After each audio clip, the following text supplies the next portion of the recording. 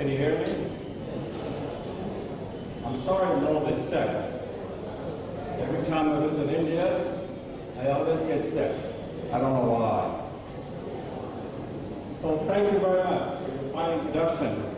And thank you very much, Dr. Kazi, for your leadership. And the most important of all, I admire and appreciate his leadership because he has dedicated his life to make education affordable and accessible to all of you. I'm one of you. So before I give my speech, I'd like you to tell you a little bit about my book. I hope you'll have an opportunity to buy this book from Amazon or Kindle. So that's a sales pitch. I also want to recognize some of the people who traveled with me from the United States. My brother, Dr. Islam, who lives in Corpus Christi, Texas. My nephew, Afzal Islam, who's taking a nice video pictures. And my nephew, Shahid Afshad, who also traveled with me from Dallas, Texas. And Reshma, thank you very much for coming, and thank you for inviting me to speak here today. So distinguished guests, Dr. Kazi, friends, students, members of the faculty, ladies and gentlemen, I want to express my deep appreciation for your warm welcome. My special thanks to Reshma. Please give Reshma a round of applause.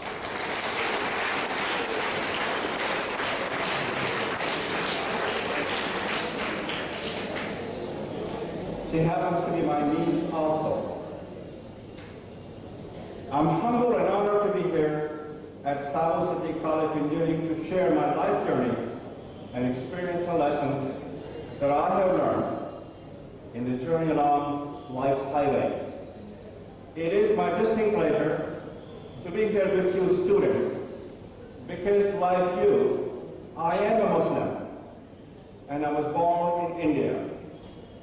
So I feel a common bond and a personal connection as we are linked by shared history, shared heritage, and shared background and shared belief. Let me take it one step further. As I look around, I see me in you. I see the future of India, and I see the future of the world. I hope the story of my journey and my cause will be some relevance for your journey. I share them not because I expect you to imitate my path or adopt my perspective, but because I hope they will be useful as a touchstones and frames of reference as you define what will matter for you and chart your own course for the future. So I will make my presentation in 3 parts and conclude the request of you as students. And the 3 parts are lessons from India, lessons from America, and lessons from life. So let me begin with part 1, lessons from India. As I said, I'm a Muslim. I grew up in a religious family, lived in Azamgarh and Varanasi, and attended Aligarh Muslim University. All of those forces had a tremendous impact on me during my formative years. They shaped my character and my destiny and influenced the person who I am today. And let me tell you how. Being a Muslim has taught me many things, but the most important is that the whole purpose of religion is to provide justice and a path to justice for all of us. That includes the animals and the nature itself. According to the Holy Quran, God asks, and I quote, "Who will take care of all of my creation?" The mountain said the task was too great. Even the angels declined to take on the challenge. But then man jumped up and said, "We will take care." So we made a contact with God to protect His creation. I have learned as a Muslim to believe in the unity of all creation and that everything and everyone is a reflection of God on earth. Because of that, I have also learned these are just people, and the just people do just things. I treasure our faith, my faith. My faith firmly believes in equality, dignity, concern, compassion, respect, tolerance, justice, and peace for other faiths. My faith keeps me calm and provides me with a sense of optimism that gives me peace. With my personal peace, I can work with others of different faith for peace. So growing up in India had enormous impact on the person I am today. It is here that I learned lessons from my family, this country, my home city of Azamgarh, and Aligarh Muslim University. I grew up in a middle-class family. I cherish, nourish, and nurture my family's finest tradition, that is sharing and giving, and be compassionate and concerned. My parents taught me to treat people in the way that you want to be treated. Give dignity and respect to others. Work hard and aim high, and pursue your dream. Do what you can to serve your community. In the neighborhood where I grew up, all of us from different faiths and different backgrounds learned to work side by side because we were bound together in the service of others. I love India. I love this country because I was born here, and because of its art, its history, its culture, its music, and most of all, its rituals. But most of all, I also love India because it stands as an international beacon of democracy, diversity, and peacemaking. I treasure the city of Azamgarh, my hometown. No matter where I am, the memory of Azamgarh still lingers in my mind. It is a beautiful city and tolerant one. It is here that I learned about the richness of different religions and respect for other religions. Last but not least, of course, Aligarh Muslim University. My days at AMU have had a profound effect on me. Aligarh provided me with the basic building blocks to become a successful entrepreneur, to assume fierce responsibilities, and most importantly, to become a passionate leader. Aligarh provided me with excellent education.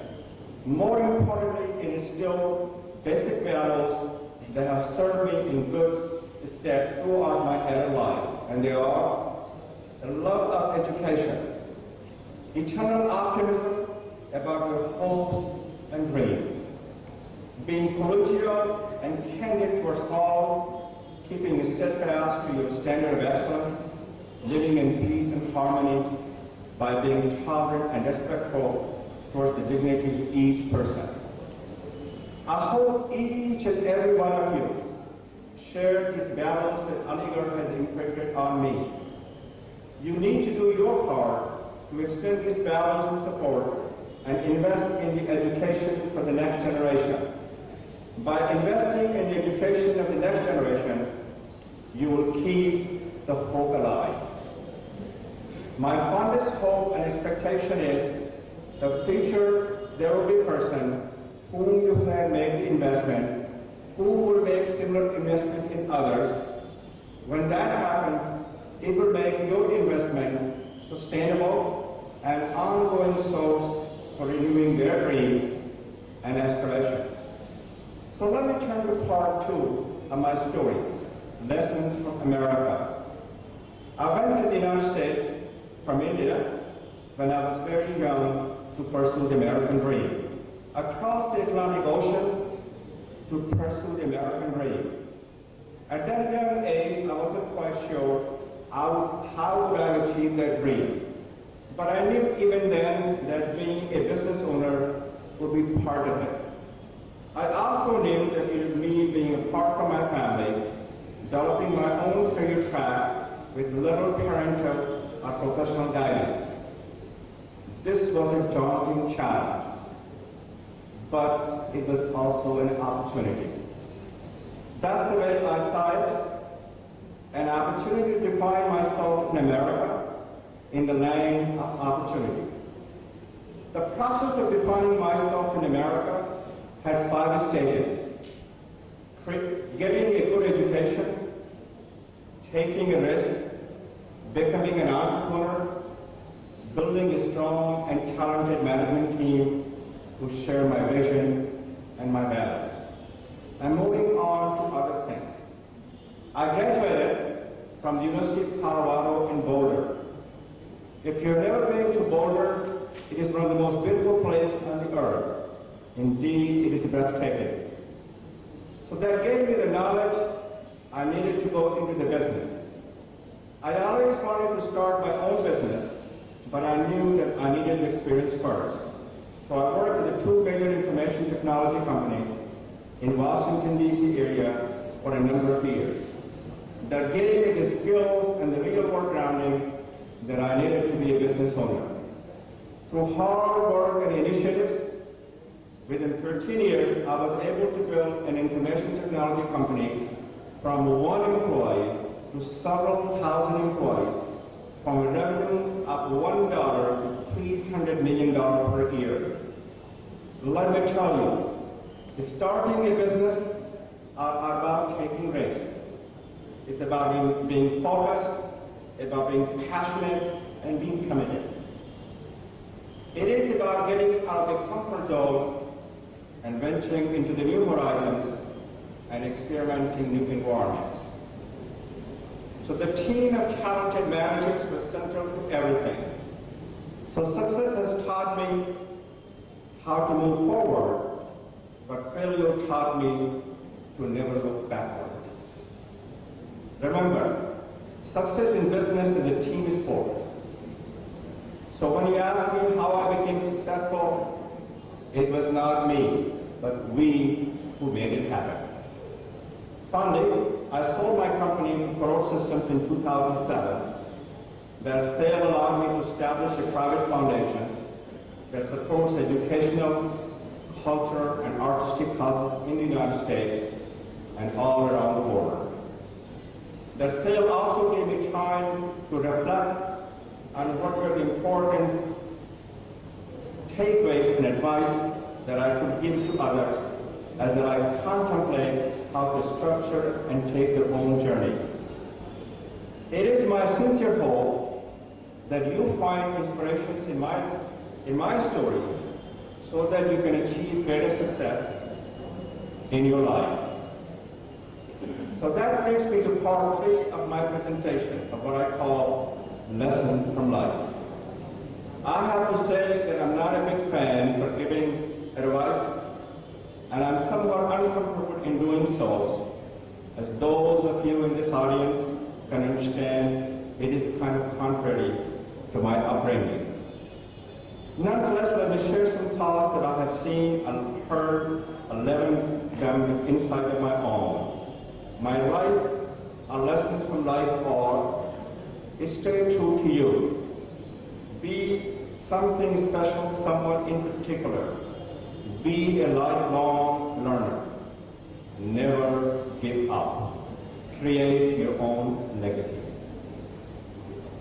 So stay true to you. Stephen Jobs, who was the founder of the Apple computer before he died, he addressed the Stanford University commencement address, and he said, and I quote, "Your time is limited, so don't waste it living someone else's life. Be something special to someone in particular." I think it was Ted Levitt from Harvard University who said that know who your targeted customers are, develop your product and service to delight them, exceed their expectations. Don't be satisfied with being a me or doing something just good enough. Be a lifelong learner. Study hard, but remember, the life's lessons are taught inside and outside the classroom, and they're never ending. So commit to learning at least one new thing every day. Use the new things you learn to continue to reinvent yourself. Never give in. Winston Churchill said that schoolboys at the Harrow School in 1945 near the beginning of World War II. Never give in, never give in, never give in, never give in. Accept conviction of honor and good sense. That was a good advice more than 70 years ago. It is a good advice today. Create your own legacy. Realize that whether wittingly or unwittingly, we are writing this narrative of our lives in the way we conduct ourselves both personally and professionally. Professor Clayton Christensen from Harvard put it this way, and I quote, "Think about the metrics by which your life will be judged and make a resolution to live every day so that in the end your life will be judged as a success." So those are three parts of my presentation: lessons from life, lessons from India, lessons from America, and lessons from life. Now it is the time for my request to you, the students, which is also happens to be in three parts. And that request is, do not think anything is impossible. Make it your own journey. Do well, but also do good.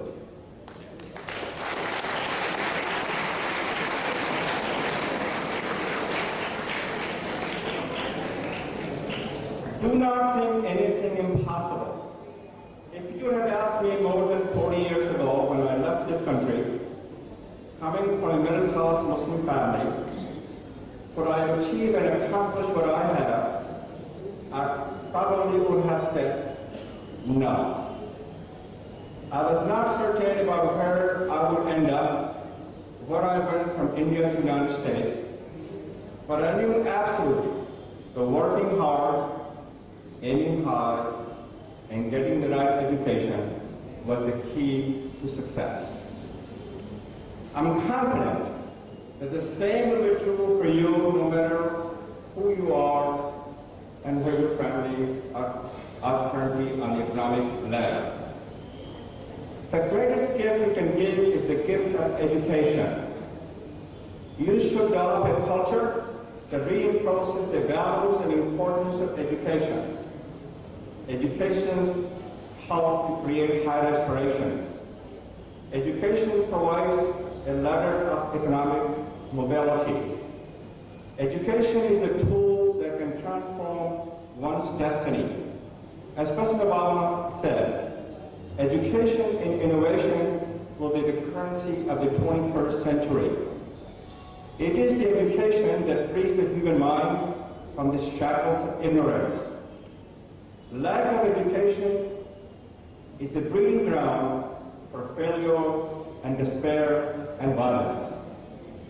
A quality education has been the great equalizer, opportunity creator, and liberator for Indian citizens of all religions and for Indians at the bottom rungs of the ladder. For those on the other rungs of the ladder, a quality education helps to create creativity, compassion, and commitment to make the economic ladder stronger, to put more rungs on it, and to enable more people to make their way up it. That is why I ask each and every one of you, do not think anything is impossible.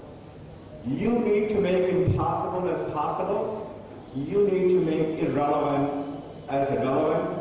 You need to make unacceptable as acceptable. There are numerous stories in India and of the success of the Muslims graduates amongst me from your institution, Saboo, Siddiq, and my alma mater, Aligarh Muslim University. There are numerous success stories in the United States as well. So make it your own journey. Even though I have shared information about my journey with you, you will succeed by making it your own journey. Frank Islam's journey was Frank Islam's journey, just as Bill Gates was Bill Gates, Stephen Jobs was Stephen Jobs.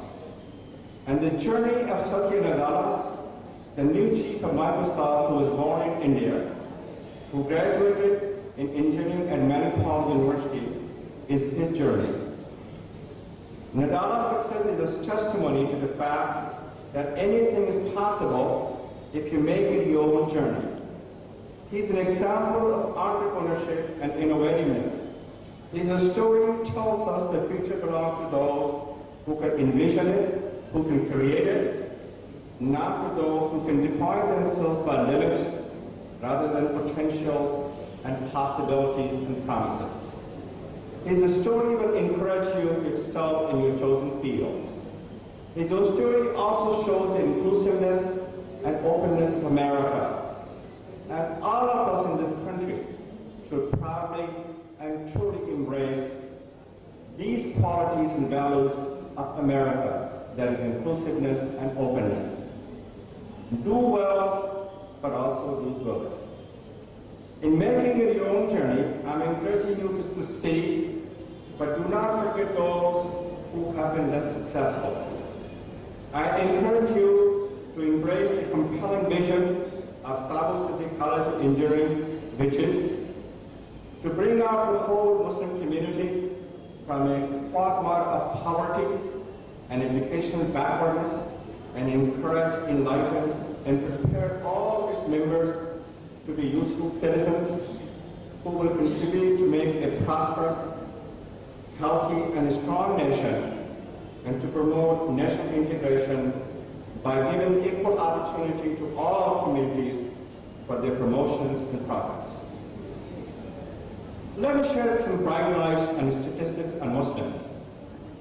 The statistics on Muslims in poverty without education in India are stunning. They see dark and desperate and hopeless world. They share a city, but not a community. They share a common dwelling, but not in a common effort.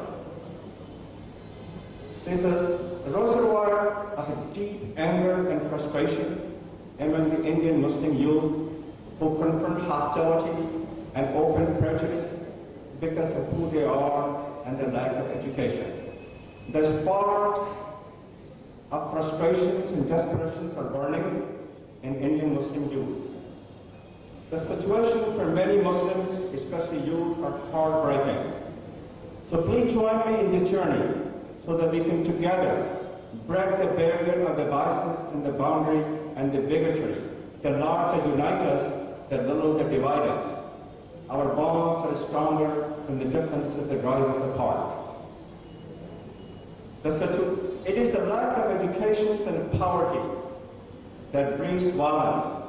It is the lack of education and poverty that fuels frustrations and desperation. I ask each and every one of you, when you are successful, do not forget your heritage and your roots. Look back and extend a hand and heart to your Muslim brothers and sisters who need your assistance. Make a commitment to making things better for them. You should be guided and reminded by the phrase, as John F. Kennedy said, to whom much is given, much is expected. You should dedicate yourself upon the values, decency, dignity, and the spirit that has always defined the greatness of this college. Your bonds are stronger than the differences that drive you apart. All of you should weave into the fabric of our society a sense of hope, a sense of optimism, and a sense of positive energy, a sense that all of us in this together. All of you have a role and responsibility to shape your own fate and future. Remember, as long as you believe in yourself, the future will always be yours. Future is not an accident, but it is built on planning. Future is promised to those who create it, not to those who live in the past. As Thomas Jefferson once said, past is a history, not a destiny. I want you to be the best you can be and express your fullest potential. You should define and shape and determine your own destiny. I firmly believe no hope for you should be high enough, nor dream should be too far out of reach to achieve and attain. You should commit yourself to renewed determination your courage, your strength, and your hope, your aspirations and dreams. All of you will do well to remember no nation, no race, no religion, no culture has a monopoly on wisdom, has a monopoly on values of freedom, justice, and human dignity. You should commit yourself to working together and learning from one another and listening to each other. You should commit yourself to set aside your differences, to work for shared goals with a shared responsibility and shared sacrifices. I know that all of you are strong, vibrant, responsible, and resilient. Therefore, I'm confident that if all of you work together to provide opportunities, I can say your best days are ahead of you, not behind you. If you come together, you will endure and thrive. In closing, let me return to my opening comment where I said, I see me in you. I see the future of India. I see the future of the world.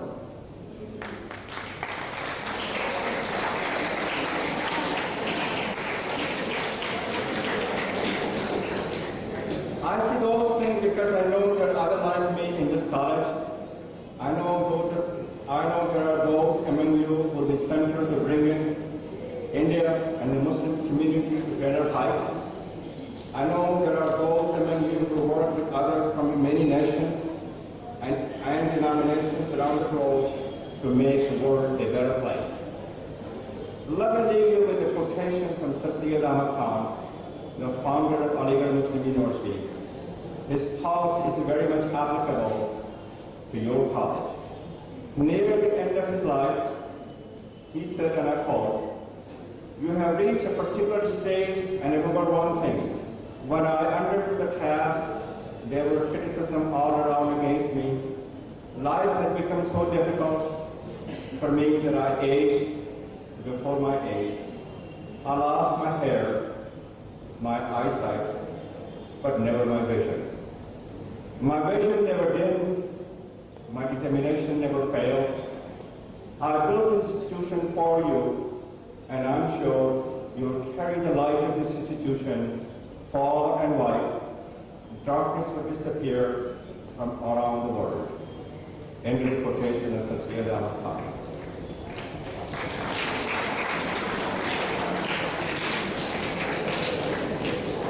There is still much darkness all around, and that is why we gather here to acknowledge and fulfill Siddiq's and your founder, Haji Saboo Siddiq's valor, vision, and the voice.